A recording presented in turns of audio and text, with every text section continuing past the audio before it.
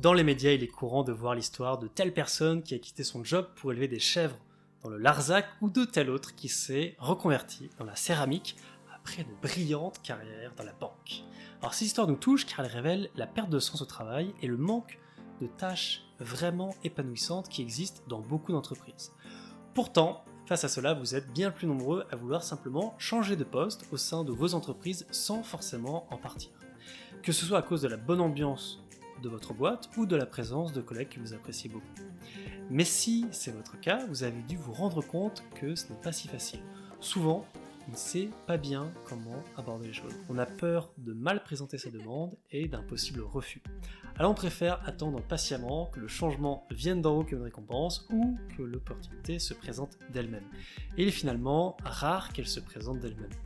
Pourtant, il est tout à fait possible de faire une demande de changement de poste qui soit bien reçue par sa direction, et tout ce dont vous avez besoin, c'est d'un plan d'action.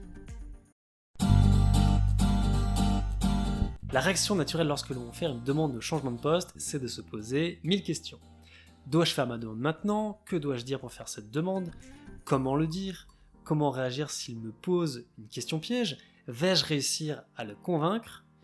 On a tendance à retourner dans notre tête toutes les situations susceptibles d'arriver lors de l'entretien. Mais tout ce temps de réflexion sur l'entretien vous empêche d'agir correctement dès maintenant.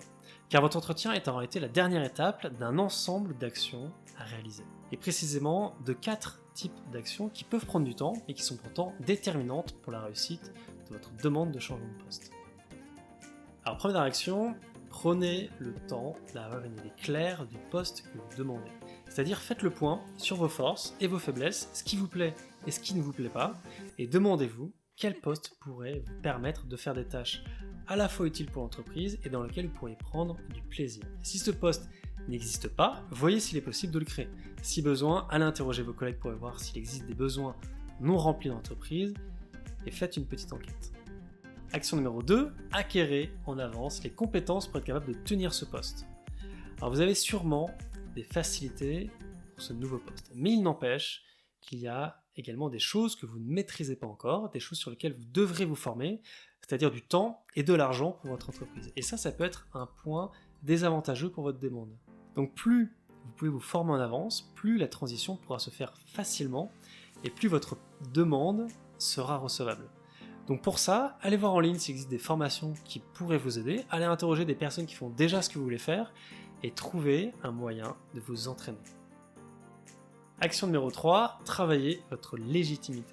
Alors bien sûr, vous ne faites pas une demande de promotion ou d'augmentation, mais si vos supérieurs ne vous aiment pas, n'ont pas confiance dans vos capacités à tenir un poste différent, votre demande sera rejetée. Donc entretenez une bonne relation avec vos supérieurs, donnez-leur des indices concrets de vos capacités et soyez irréprochable sur votre éthique de travail. D'ailleurs, sur la question de la relation avec le manager, ma collègue Pauline a fait un très bon article ainsi qu'une petite carte mentale qui résume ces conseils, je vous mets le lien dans la description. Action numéro 4, entraînez-vous à votre entretien en avance. Alors ce sera le moment crucial, un moment qu'il faut travailler, c'est-à-dire en préparant un très bon argumentaire qui va lister vos forces, vos capacités, la valeur que vous pouvez apporter à l'entreprise en changeant de poste, mais aussi en quoi votre poste actuel n'est pas bon pour l'entreprise. Votre argumentaire devra convaincre votre supérieur que votre proposition est la meilleure possible. Entraînez-vous également à conduire des entretiens. Votre posture, votre gestuelle, votre façon de parler ou de répondre aux arguments, ou encore la façon de mettre à l'aise votre interlocuteur. Et ça, c'est des points qui sont souvent négligés.